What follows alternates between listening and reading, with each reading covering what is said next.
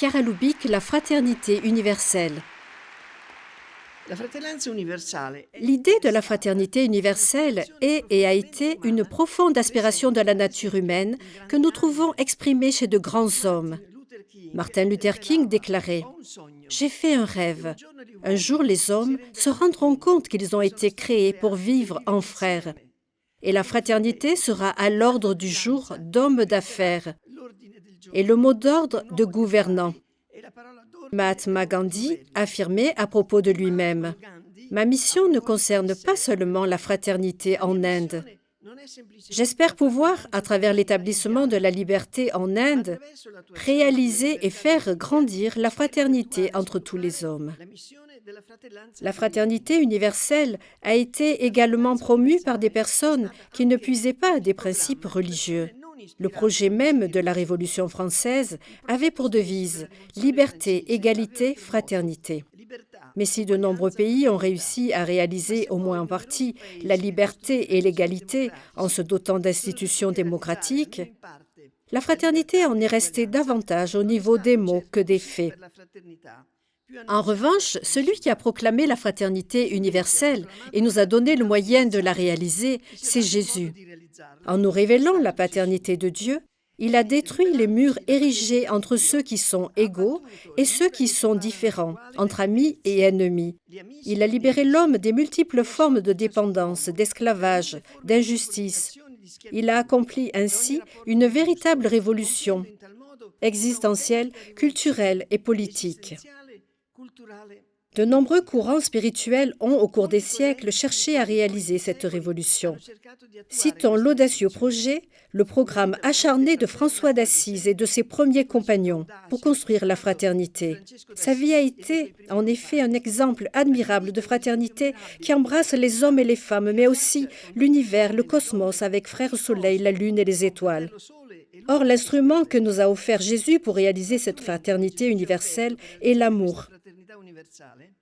Un amour fort, un amour nouveau, un amour différent de celui que nous connaissons généralement. Il a répandu sur la terre la façon d'aimer du ciel. Cet amour exige que nous aimions tous les êtres humains, et pas seulement nos parents et nos amis. Il exige que nous aimions ceux que nous trouvons sympathiques et ceux qui nous sont antipathiques, nos compatriotes et les étrangers, les Européens et les immigrés, ceux de notre Église et ceux d'une autre Église, ceux qui ont la même religion et ceux qui en ont une différente. Cet amour demande que nous aimions aussi nos ennemis et que nous pardonnions lorsqu'on nous a fait du mal. L'amour dont je parle ne fait pas de distinction et s'adresse à ceux que nous rencontrons, ceux qui nous sont proches physiquement et ceux dont nous parlons ou dont il est question, ceux pour qui nous accomplissons notre travail quotidien, ceux dont parlent les journaux ou la télévision. C'est ainsi, en effet, que Dieu le Père nous aime. Lui qui fait briller le soleil et tomber la pluie sur tous ses enfants, bons et méchants, justes et injustes. Cet amour demande aussi que nous soyons les premiers à aimer. L'amour que Jésus nous a apporté est désintéressé. Il n'attend pas que les autres se mettent à aimer, mais prend plutôt l'initiative, comme l'a fait Jésus lui-même, qui a donné sa vie pour nous, alors que nous étions pécheurs, c'est-à-dire que nous n'aimions pas.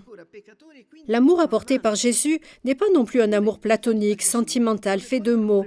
C'est un amour concret.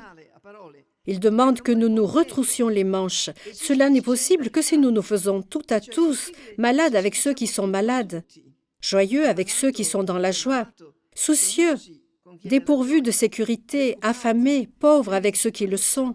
Et une fois que nous ressentirons en nous ce qu'ils éprouvent, il nous faudra agir en conséquence.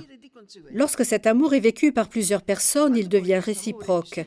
C'est ce que Jésus souligne davantage. Je vous donne un commandement nouveau. Aimez-vous les uns les autres. Comme je vous ai aimés, aimez-vous les uns les autres. Ce commandement, il le dit sien et nouveau.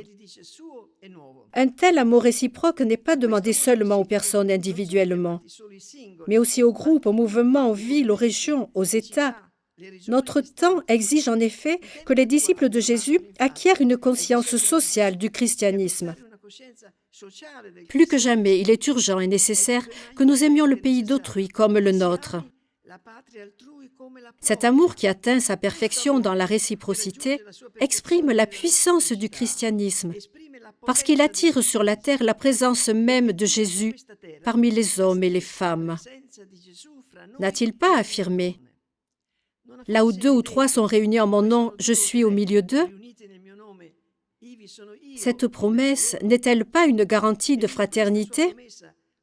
Si Jésus, le frère par excellence, est avec nous, comment pourrions-nous ne pas nous sentir frères et sœurs les uns des autres ? Que l'Esprit Saint nous aide tous à former dans le monde, là où nous sommes, des espaces toujours plus vastes de fraternité universelle, en vivant l'amour que Jésus nous a apporté sur terre. L'amore che Gesù ci ha portato dal cielo.